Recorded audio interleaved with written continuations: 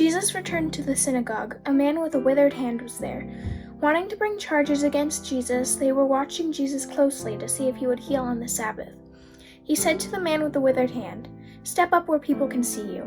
Then he said to them, "Is it legal on the Sabbath to do good or to do evil, to save life or to kill?" But they said nothing. Looking around at them with anger, deeply grieved at their unyielding hearts, he said to the man, "Stretch out your hand." So he did, and his hand was made healthy. At that, the Pharisees got together with the supporters of Herod to plan how to destroy Jesus. Jesus withdrew his disciples to the lake, and a large crowd from Galilee followed. When they heard about all he was doing, many people came to him from Judea, Jerusalem, Idumea, and the regions across the Jordan and around Tyre and Sidon. Because of the crowd, he told his disciples to have a small boat ready for him, to keep the people from crowding him, for he had healed many, so those with diseases were pushing forward to touch him.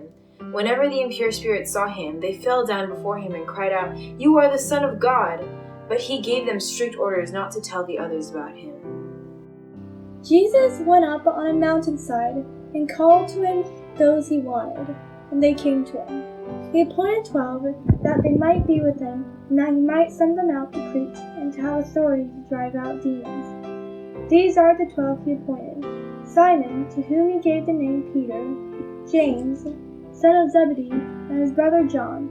To them he gave the name Boanerges, which means sons of thunder; Andrew, Philip, Bartholomew, Matthew, Thomas, James, son of Alphaeus, Thaddeus, Simon the Zealot, and Judas Iscariot, who betrayed him.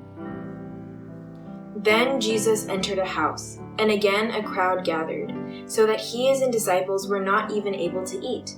When his family heard about this, they were to take charge of him, for they said, "He is out of his mind." And the teachers of the law who came down from Jerusalem said, "He is in possession of Beelzebul. By prince of demons he is driving out demons." So Jesus called them over to him and began to speak to them in parables. "How can Satan drive out Satan? If a kingdom is divided against itself, that kingdom cannot stand. If a house is divided against itself, that house cannot stand. And if Satan opposes himself and is divided, he cannot stand. His end has come. In fact, no one can enter a strong man's house without first tying him up. Then he can plunder the strong man's house. Truly I tell you, people can be forgiven of all their sins and every slander they uttered, but whoever blasphemes against the Holy Spirit will never be forgiven. They are guilty of an eternal sin." He said this because they were saying he had an impure spirit. His mother and brothers arrived. They stood outside and sent word to him, calling for him. A crowd was seated around him, and those sent to him said, "Look, your mother, brothers and sisters are outside looking for you." He replied, "Who is my mother? Who are my brothers?" Looking around at those seated around him in a circle, he said, "Look, here are my mother and my brothers. Whoever does God's will is my brother, sister, and mother."